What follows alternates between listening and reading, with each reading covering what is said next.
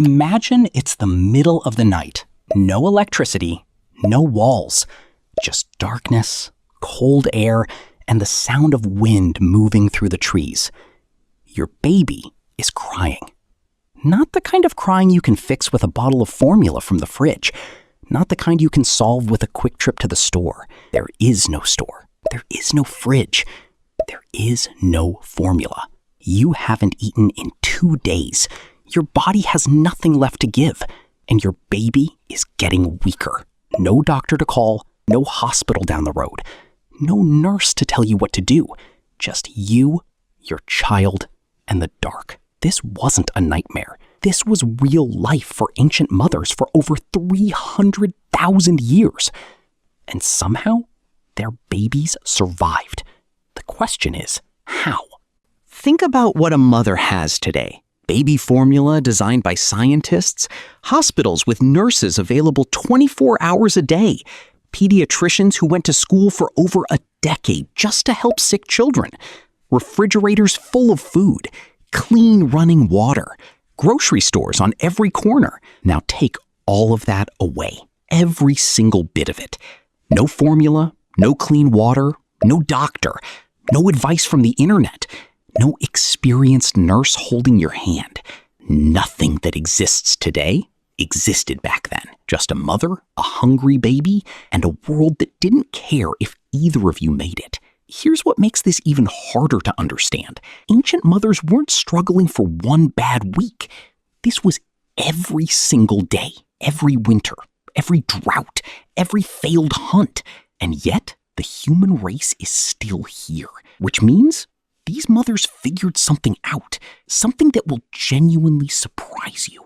To understand what these mothers did, you first need to understand the world they lived in. It's 10,000 BC. There are no cities, no farms, no roads, just endless forests, open plains, and wild animals that could kill you before you even heard them coming. Ancient humans lived in small groups, usually between 20 and 50 people. Anthropologists call these bands. Everyone in the band knew everyone else. There were no strangers, no outsiders, just your people. And food was never guaranteed. Some days the hunt was successful, some days it wasn't. Some seasons, berries and plants were everywhere. Other seasons, the land gave nothing. Starvation wasn't a rare disaster, it was a regular visitor. Now here's where the science comes in. In 2015, researchers studying ancient human remains found something remarkable. Even during periods of extreme food shortage, the kind that killed adults, infant bones showed continued growth. Babies were still being fed, still surviving, still getting nutrition from somewhere. But from where? Anthropologist Sarah Blaffer-Hrdy spent over 30 years studying ancient motherhood. She found one answer that changed everything. Ancient mothers never fed their babies alone. Here is the first thing ancient mothers did that nobody talks about. They chewed food first, then gave it to their babies. It sounds strange, maybe even gross by today's standards. But what those mothers were doing was actually brilliant. Think about it. A baby has no teeth. Hard meat, tough roots, and raw plants are impossible to swallow. But a hungry baby still needs nutrition. So the mother would chew the food herself first, breaking it down, softening it, making it small enough and safe enough for her baby to swallow. But here is the part that genuinely surprised researchers. When a mother chews food, her saliva doesn't just soften it. Her saliva actually adds enzymes that begin the digestion process before the food even enters the baby's mouth. The baby receives food that is already partially digested. Easier to absorb, easier on a tiny stomach. In 2009, researchers studying indigenous communities in South America found this practice still happening. Mothers pre-chewing food for infants too young for solid food, not because they didn't know better, because it actually worked. Scientists now have a name for it: Premastication. And it was the first weapon ancient mothers had. But pre-chewed food could only do so much. What happened when the mother herself hadn't eaten in days? When her own body had nothing left? When chewing food wasn't even an option? Because there was no food to chew? This is where ancient humans did something that took researchers completely by surprise. They turned to animals. Not in the way you're thinking. Ancient humans didn't have dairy farms. There were no domesticated cows standing in a field waiting to be milked, but they were hunters. And hunters were constantly around animals.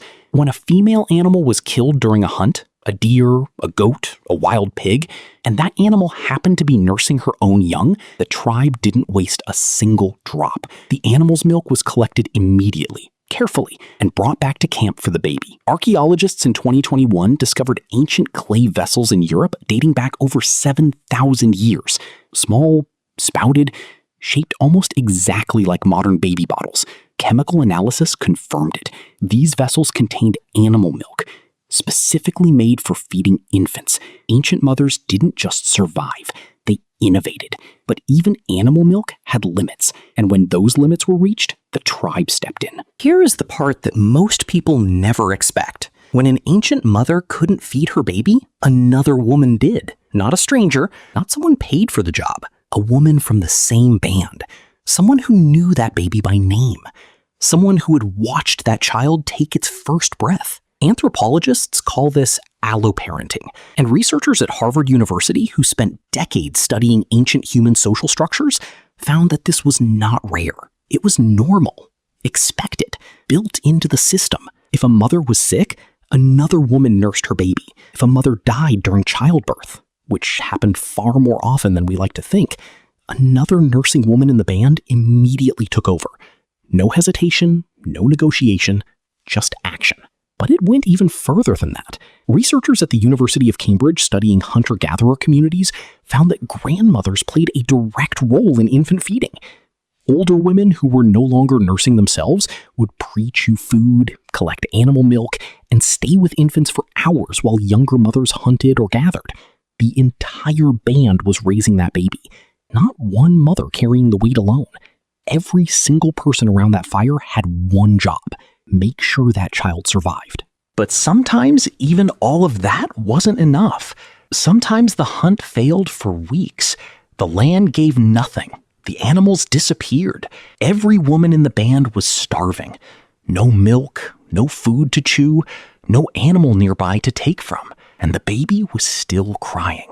Researchers at the Max Planck Institute for Evolutionary Anthropology studied ancient infant remains from periods of extreme famine. What they found was difficult to read.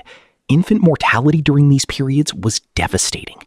Some bands lost every child under the age of 2 in a single harsh winter. But here is what the same research also found. Mothers never stopped trying. The remains showed mothers holding their infants until the very end, keeping them warm, staying close, doing the only thing left available to them, being there. Because when everything else was gone, food, water, hope, the one thing an ancient mother never ran out of was the will to fight for her child. So here is the answer to the question we started with. How did ancient mothers feed their babies when food didn't exist? They pre-chewed food with their own mouths so their babies could swallow it. They collected milk from hunted animals before a single drop was wasted.